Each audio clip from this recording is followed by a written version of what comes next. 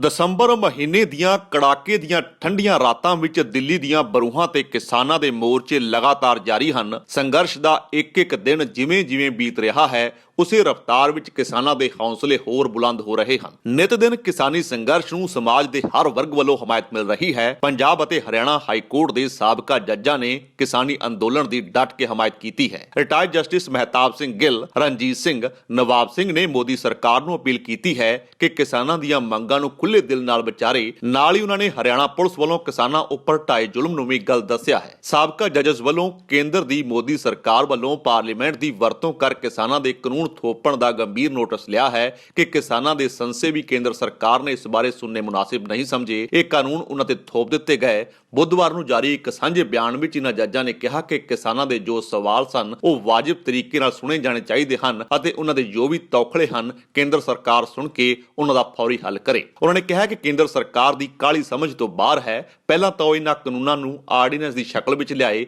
ਉਹ ਵੀ ਉਸ ਵੇਲੇ ਜਦੋਂ ਪੂਰਾ ਮੁਲਕ ਲਾਕਡਾਊਨ ਅਧੀਨ ਬੰਦ ਸੀ, ਪੂਰੀ ਦੁਨੀਆ ਮਹਾਮਾਰੀ ਦੀ ਚਪੇਟ ਵਿੱਚ ਸੀ। ਅਜਿਹੀ ਕੀ ਕਾਹਲੀ ਸੀ, ਅਜਿਹੀ ਕੀ ਜਲਦਬਾਜ਼ੀ ਸੀ ਕਿ ਪਿਛਲੇ ਦਰਵਾਜ਼ਿਓਂ ਇੱਕ ਆਰਡੀਨੈਂਸ ਰਾਹੀਂ ਇਹ ਬਿੱਲ ਲਿਆਂਦੇ ਗਏ ਅਤੇ ਜਲਦਬਾਜ਼ੀ ਵਿੱਚ ਪਾਰਲੀਮੈਂਟ ਵਿੱਚ ਪਾਸ ਕਰਵਾ ਕਾਨੂੰਨ ਬਣਾ ਦਿੱਤੇ ਗਏ। ਰਾਜ ਸਭਾ ਵਿੱਚ ਵੀ ਬਹਿਸ ਦੀ ਥਾਂ ਇਹ ਬਿੱਲ ਵੌਇਸ ਵੋਟ ਜ਼ਰੀਏ ਝਟਪਟ ਪਾਸ ਕਰ ਦਿੱਤੇ ਗਏ। ਸਰਕਾਰ ਨੂੰ ਚਾਹੀਦਾ ਸੀ ਕਿ ਇਹ ਕਾਨੂੰਨ ਬਣਾਉਣ ਤੋਂ ਪਹਿਲਾਂ ਕਿਸਾਨਾਂ ਦੇ ਤੌਖਲੇ ਸੁਣੇ ਜਾਂਦੇ। ਇਸ ਤਰ੍ਹਾਂ ਨਾਲ ਮੌਜੂਦਾ ਸਥਿਤੀ ਨੂੰ ਸਰਕਾਰ ਟਾਲ ਸਕਦੀ ਸੀ ਕਿ ਜਿਸ ਵਰਗ ਲਈ ਕਾਨੂੰਨ ਬਣਾਉਣੇ ਹਨ ਉਹਨਾਂ ਦੀ ਥੋੜੀ ਬਹੁਤ ਸਹਿਮਤੀ ਤਾਂ ਲੈ ਲਈ ਜਾਂਦੀ, ਜੋ ਨਹੀਂ ਲਈ ਗਈ। ਨਾਲ ਹੀ ਉਹਨਾਂ ਨੇ ਸ਼ਾਂਤਮਈ ਤਰੀਕੇ ਨਾਲ ਦਿੱਲੀ ਵੱਲ ਵਧੇ ਕਿਸਾਨਾਂ ਤੇ ਪੁਲਿਸ ਵੱਲੋਂ ਵਰਤੀ ਗਈ ਸਖਤੀ ਦੀ ਵੀ ਸਖਤ ਲਹਿਜੇ 'ਚ ਨਿੰਦਾ ਕੀਤੀ ਹੈ। ਕੇਂਦਰ ਦੀ ਮੋਦੀ ਸਰਕਾਰ ਦੇ ਖੇਤੀ ਕਾਨੂੰਨਾਂ ਦੇ ਖਿਲਾਫ ਕਿਸਾਨਾਂ ਦਾ ਸੰਘਰਸ਼ ਲਗਾਤਾਰ ਜਾਰੀ ਹੈ ਅਤੇ ਇਸ ਸੰਘਰਸ਼ ਨੂੰ ਦੇਸ਼ ਵਿਦੇਸ਼ ਤੋਂ ਡਟਵੀਂ ਹਮਾਇਤ ਮਿਲ ਰਹੀ ਹੈ। ਜੋ ਵੀ ਅੰਨਦਾਤਾ ਦੀਆਂ ਮੁਸ਼ਕਲਾਂ ਨੂੰ ਸਮਝਦਾ ਹੈ ਉਹ ਕਿਸਾਨਾਂ ਦੇ ਇਸ ਸੰਘਰਸ਼ ਦੀ ਹਮਾਇਤ ਵਿੱਚ ਲਗਾਤਾਰ ਨਿੱਤਰ ਰਿਹਾ ਹੈ। ਹੁਣ ਪੰਜਾਬ ਦੇ ਪਦਮ ਸ਼੍ਰੀ ਅਰਜੁਨ ਐਵਾਰਡੀ ਖਿਡਾਰੀਆਂ ਨੇ ਕਿਸਾਨਾਂ ਦੇ ਹੱਕ ਵਿੱਚ ਹਾਂ ਦਾ ਨਾਰਾ ਮਾਰਿਆ ਹੈ। ਪਦਮ ਸ਼੍ਰੀ ਅਤੇ ਅਰਜੁਨ ਅਵਾਰਡ ਨਾਲ ਸਨਮਾਨਿਤ ਸਮੇਤ ਕਈ ਸਾਬਕਾ ਖਿਡਾਰੀਆਂ ਨੇ ਖੇਤੀ ਕਾਨੂੰਨਾਂ ਦੇ ਖਿਲਾਫ ਪ੍ਰਦਰਸ਼ਨ ਕਰ ਰਹੇ ਕਿਸਾਨਾਂ ਦਾ ਸਮਰਥਨ ਕਰਦੇ ਹੋਏ ਕਿਹਾ ਕਿ ਦਿੱਲੀ ਕੂਚ ਦੇ ਦੌਰਾਨ ਪ੍ਰਦਰਸ਼ਨਕਾਰੀਆਂ ਦੇ ਖਿਲਾਫ ਬਲ ਪ੍ਰਯੋਗ ਦੇ ਵਿਰੋਧ ਵਿੱਚ ਉਹ ਆਪਣਾ ਪੁਰਸਕਾਰ ਵਾਪਸ ਕਰਨਗੇ। ਇਨ੍ਹਾਂ ਖਿਡਾਰੀਆਂ ਵਿੱਚ ਪਦਮ ਸ਼੍ਰੀ ਅਤੇ ਅਰਜੁਨ ਅਵਾਰਡ ਵਿਜੇਤਾ ਪਹਿਲਵਾਨ ਕਰਤਾਰ ਸਿੰਘ, ਅਰਜੁਨ ਅਵਾਰਡ ਨਾਲ ਸਨਮਾਨਿਤ ਖਿਡਾਰੀ ਸੱਜਣ ਸਿੰਘ ਚੀਮਾ ਅਤੇ ਅਰਜੁਨ ਅਵਾਰਡ ਨਾਲ ਹੀ ਸਨਮਾਨਿਤ ਹਾਕੀ ਖਿਡਾਰੀ ਰਾਜਬੀਰ ਕੌਰ ਸ਼ਾਮਲ ਹਨ। ਇਨ੍ਹਾਂ ਖਿਡਾਰੀਆਂ ਨੇ ਕਿਹਾ ਕਿ 5 ਦਸੰਬਰ ਨੂੰ ਉਹ ਦਿੱਲੀ ਜਾਣਗੇ ਅਤੇ ਰਾਸ਼ਟਰਪਤੀ ਭਵਨ ਦੇ ਬਾਹਰ ਆਪਣੇ ਪੁਰਸਕਾਰ ਰੱਖਣਗੇ। ਉਹਨਾਂ ਨੇ ਦਿੱਲੀ ਕੂਚ ਕਰ ਰਹੇ ਕਿਸਾਨਾਂ ਨੂੰ ਰੋਕਣ ਦੇ ਲਈ ਕੇਂਦਰ ਸਰਕਾਰ ਅਤੇ ਹਰਿਆਣਾ ਸਰਕਾਰ ਵੱਲੋਂ ਪਾਣੀ ਦੀਆਂ ਬੌਛਾਰਾਂ ਅਤੇ ਅਥਰੂ ਗੈਸ ਦੇ ਗੋਲੇ ਸੁੱਟਣ ਦੀ ਨਿੰਦਾ ਕੀਤੀ ਹੈ। ਜਲੰਧਰ ਪ੍ਰੈਸ ਕਲੱਬ ਵਿੱਚ ਮੀਡੀਆ ਨੂੰ ਮੁਖਾਤਿਬ ਹੁੰਦੇ ਹੋਏ ਓਲੰਪਿਕ ਹਾਕੀ ਖਿਡਾਰੀ ਸੱਜਣ ਸਿੰਘ ਚੀਮਾ ਨੇ ਕਿਹਾ ਕਿ ਅਸੀਂ ਕਿਸਾਨਾਂ ਦੇ ਬੱਚੇ ਹਾਂ ਅਤੇ ਉਹ ਪਿਛਲੇ ਕਈ ਮਹੀਨਿਆਂ ਤੋਂ ਸ਼ਾਂਤੀਪੂਰਨ ਪ੍ਰਦਰਸ਼ਨ ਕਰ ਰਹੇ ਹਨ। ਹਿੰਸਾ ਦੀ ਇੱਕ ਵੀ ਘਟਨਾ ਉਸ ਦੌਰਾਨ ਨਹੀਂ ਹੋਈ ਹੈ। ਉਹਨਾਂ ਨੇ ਕਿਹਾ ਕਿ ਜਦੋਂ ਦਿੱਲੀ ਜਾ ਰਹੇ ਸਨ ਤਾਂ ਉਹਨਾਂ ਦੇ ਖਿਲਾਫ ਅਥਰੂ ਗੈਸ ਦੇ ਗੋਲੇ ਦਾ ਇਸਤੇਮਾਲ ਹੋਇਆ, ਪਾਣੀ ਦੀਆਂ ਬੌਛਾਰਾਂ ਛੱਡੀਆਂ ਗਈਆਂ। ਜੇਕਰ ਸਾਡੇ ਵੱਡੇ ਅਤੇ ਭਰਾਵਾਂ ਦੀ ਪਗੜੀ ਉਛਾਲੀ ਗਈ ਤਾਂ ਅਸੀਂ ਆਪਣੇ ਅਵਾਰਡ ਤੇ ਸਨਮਾਨ ਦਾ ਕੀ ਕਰਾਂਗੇ? ਅਸੀਂ ਆਪਣੇ ਕਿਸਾਨਾਂ ਦੇ ਸਮਰਥਨ ਵਿੱਚ ਹਾਂ। ਸਾਨੂੰ ਅਜਿਹੇ ਅਵਾਰਡ ਨਹੀਂ ਚਾਹੀਦੇ, ਇਸ ਲਈ ਅਸੀਂ ਇਹਨਾਂ ਨੂੰ ਵਾਪਸ ਕਰ ਰਹੇ ਹਾਂ। ਸੱਜਣ ਸਿੰਘ ਚੀਮਾ ਨੇ ਕਿਹਾ ਕਿ ਕਈ ਸਾਬਕਾ ਖਿਡਾਰੀ 5 ਦਸੰਬਰ ਨੂੰ ਦਿੱਲੀ ਜਾਣਗੇ ਅਤੇ ਆਪਣੇ ਸਨਮਾਨ ਵਾਪਸ ਪਰਤਾਉਣਗੇ। ਪੰਜਾਬ ਪੁਲਿਸ ਦੇ ਮਹਾਂਨਿਰੀਖਕ ਪਦ ਤੋਂ ਸੇਵਾ ਨਿਵਰਤ ਹੋਏ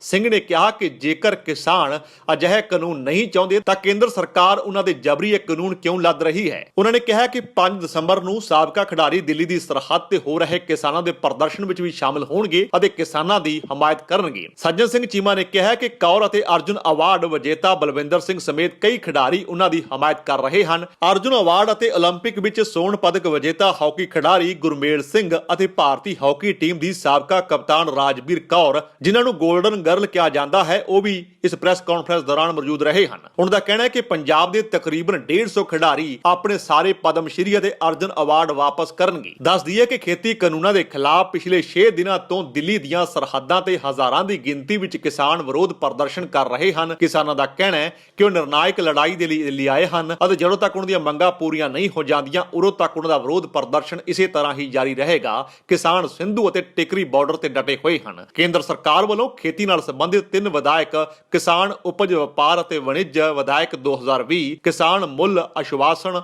ਅਨੁਬੰਧ ਅਤੇ ਕ੍ਰਿਸ਼ੀ ਸੇਵਾएं ਵਿਧਾਇਕ 2020 ਅਤੇ आवश्यक वस्तु विधायक 2020 ਨੂੰ ਬੀਤੇ 27 ਸਤੰਬਰ ਨੂੰ ਰਾਸ਼ਟਰਪਤੀ ਨੇ ਮਨਜ਼ੂਰੀ ਦਿੱਤੀ ਸੀ, ਜਿਸ ਤੋਂ ਬਾਅਦ ਵਿਰੋਧ ਵਿੱਚ ਕਿਸਾਨ ਲਗਾਤਾਰ ਇਹਨਾਂ ਬਿੱਲਾਂ ਦਾ ਵਿਰੋਧ ਕਰ ਰਹੇ ਹਨ। ਖਿਡਾਰੀ ਹੀ ਨਹੀਂ, ਕਿਸਾਨਾਂ ਨੂੰ ਹਰ ਵਰਗ ਤੋਂ ਭਰਵੀਂ ਹਮਾਇਤ ਮਿਲ ਰਹੀ ਹੈ।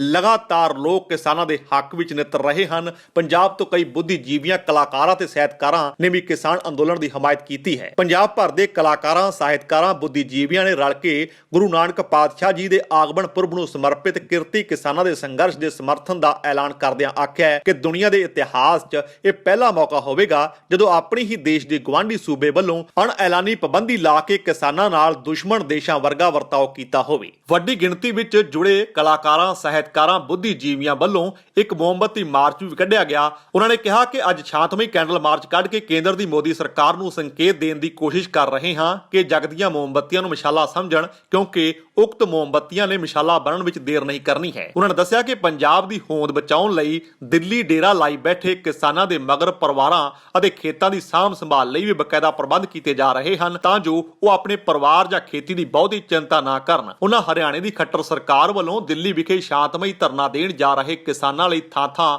ਪੱਥਰ, ਬੈਰੀਕੇਡ, ਡੂੰਘੇ ਖੱਡੇ ਪੁੱਟਣ ਦੇ ਨਾਲ-ਨਾਲ ਕੜਾਕੇ ਦੀ ਸਰਦੀ ਦੇ ਬਾਵਜੂਦ ਠੰਡੇ ਪਾਣੀ ਦੀਆਂ ਵਾਛੜਾਂ ਅਤੇ ਅਥਰੂ ਗੈਸ ਦੇ ਗੋਲੇ ਛੱਡਣ ਦੀਆਂ ਸ਼ਰਮਨਾਕ ਹਰਕਤਾਂ ਦੀ ਘੋਰ ਨਿੰਦਾ ਕਰਦਿਆਂ ਆਖਿਆ ਕਿ ਉਕਤ ਵਰਤਾਰਾ ਨਿੰਦਣਯੋਗ ਹੀ ਨਹੀਂ ਬਲਕਿ ਹਾਕਮਾਂ ਲਈ ਸ਼ਰਮਨਾਕ ਵੀ ਕਿਹਾ ਜਾ ਸਕਦਾ ਹੈ। ਖਿਡਾਰੀਆਂ ਸਮੇਤ ਬੁੱਧੀਜੀਵੀਆਂ, ਲੇਖਕ ਵੀ ਲਗਾਤਾਰ ਕਿਸਾਨਾਂ ਦੀ ਹਮਾਇਤ ਵਿੱਚ ਨਿੱਤਰ ਰਹੇ ਹਨ। ਪੰਜਾਬ ਵਿੱਚ ਕੈਂਡਲ ਮਾਰਚ ਕਰ ਉਹ ਕਿਸਾਨਾਂ ਨਾਲ ਆਪਣੀ ਇਕਜੁੱਟਤਾ ਪ੍ਰਗਟਾ ਰਹੇ ਹਨ। ਇਸ ਦਰਮਿਆਨ ਇਹ ਵੀ ਜ਼ਿਕਰ ਕਰ ਦਈਏ ਕਿ ਕੇਂਦਰ ਸਰਕਾਰ ਹੁਣ ਤੱਕ 3 ਦੌਰ ਦੀ ਗੱਲਬਾਤ ਕਿਸਾਨਾਂ ਨਾਲ ਕਰ ਚੁੱਕੀ ਹੈ, ਪਰ ਇਹ ਗੱਲਬਾਤ ਕਿਸੇ ਵੀ ਤਣ ਪੱਤਨ ਨਹੀਂ ਲੱਗੀ ਹੈ। ਅਸਲ ਵਿੱਚ ਸਰਕਾਰ ਆਪਣੀ ਲਾਈਨ ਤੇ ਅੜੀ ਹੈ ਕਿਉਂਕਿ ਉਹ ਕਿਸੇ ਵੀ ਕੀਮਤ ਉੱਪਰ ਵਾਪਸ ਕਾਨੂੰਨ ਲੈਣ ਨੂੰ ਰਾਜੀ ਨਹੀਂ ਹੈ। ਪ੍ਰਧਾਨ ਮੰਤਰੀ ਅਪੀਲਾਂ ਕਰਨ ਲੱਗੇ ਹਨ ਕਿ ਕਿਸਾਨਾਂ ਨੂੰ ਗੁੰਮਰਾਹ ਕੀਤਾ ਜਾ ਰਿਹਾ ਹੈ, ਸਿਆਸੀ ਧਿਰਾਂ ਭੜਕਾ ਰਹੀਆਂ ਹਨ, ਉਹ ਖੇਤੀ ਕਾਨੂੰਨਾਂ ਤੋਂ ਅਣਜਾਣ ਹਨ। ਪਰ ਕਿਸਾਨਾਂ ਨੇ ਬੀਤੇ ਕੱਲ ਦਿੱਲੀ ਦੇ ਵਿਗਿਆਨ ਭਵਨ ਵਿੱਚ ਹੋਈ ਮੀਟਿੰਗ ਵਿੱਚ ਸਰਕਾਰ ਨੂੰ ਇਹ ਸਪਸ਼ਟ ਸੁਨੇਹਾ ਦੇ ਦਿੱਤਾ ਹੈ ਕਿ ਉਹ ਕਿਸੇ ਵੀ ਕੀਮਤ ਵਿੱਚ ਪਿੱਛੇ ਹਟਣ ਵਾਲੇ ਨਹੀਂ ਹਨ। ਸਰਕਾਰ ਵੱਲੋਂ ਕਿਸਾਨਾਂ ਦੇ ਮਸਲਿਆਂ ਦੇ ਹੱਲ ਲਈ ਕਮੇਟੀ ਬਣਾਉਣ ਦਾ ਸੁਝਾਅ ਵੀ ਕਿਸਾਨਾਂ ਨੇ ਸਿਰੇ ਤੋਂ ਨਕਾਰ ਦਿੱਤਾ ਹੈ ਅਤੇ ਸਰਕਾਰ ਨੂੰ ਇਹ ਸਪਸ਼ਟ ਸੁਨੇਹਾ ਦੇ ਆਏ ਹਨ ਕਿ ਹੁਣ ਪਿੱਛੇ ਮੁੜਨ ਦਾ ਉਹਨਾਂ ਦਾ ਕੋਈ ਇਰਾਦਾ ਨਹੀਂ। ਗੱਲ ਮੁੱਦਿਆਂ ਤੇ ਨਹੀਂ, ਹੁਣ ਮਸਲਾ ਇਹਨਾਂ ਕਾਨੂੰਨਾਂ ਨੂੰ ਵਾਪਸ ਕਰਵਾਉਣ ਦਾ ਹੈ। ਉਹਨਾਂ ਦੇ ਇਹ ਸੰਘਰਸ਼ ਕਾਨੂੰਨ ਵਾਪਸੀ ਤੱਕ ਜਾਰੀ ਰਹਿਣਗੇ। ਨਾਲ ਹੀ ਕਿਸਾਨਾਂ ਦੇ ਹੱਕ ਵਿੱਚ ਖਿਡਾਰੀਆਂ ਨੇ ਵੀ ਤਾਲ ਠੋਕ ਦਿੱਤੀ ਹੈ ਅਤੇ ਸਰਕਾਰ ਤੇ ਦਬਾਅ ਬਣਾਉਣ ਦੀ ਕੋਸ਼ਿਸ਼ ਹੈ। ਬੁੱਧੀਜੀਵੀ ਲੇਖਕ ਵੀ ਸਰਕਾਰ ਦੇ ਇਹਨਾਂ ਫੈਸਲਿਆਂ ਖਿਲਾਫ ਕਿਸਾਨਾਂ ਦੇ ਹੱਕ ਵਿੱਚ ਆਪਣੀ ਆਵਾਜ਼ ਬੁਲੰਦ ਕਰ ਰਹੇ ਹਨ ਤਾਂ ਕਿਸਾਨੀ ਸੰਘਰਸ਼ ਨੂੰ ਹੁਣ ਹਰ ਪਾਸਿਓਂ ਹਮਾਇਤ ਮਿਲ ਰਹੀ ਹੈ। ਬਿਊਰੋ ਰਿਪੋਰਟ, ਸਿੱਖ ਨਿਊਜ਼ ਐਕਸਪ੍ਰੈਸ। ਜੇਕਰ ਤੁਹਾਨੂੰ ਸਾਡਾ ਇਹ ਉਪਰਾਲਾ ਚੰਗਾ ਲੱਗਾ ਹੈ ਤਾਂ ਇਸ ਨੂੰ ਲਾਈਕ ਕਰੋ, ਸ਼ੇਅਰ ਕਰੋ ਅਤੇ ਸਾਡੇ YouTube ਚੈਨਲ ਨੂੰ ਸਬਸਕ੍ਰਾਈਬ ਕਰੋ।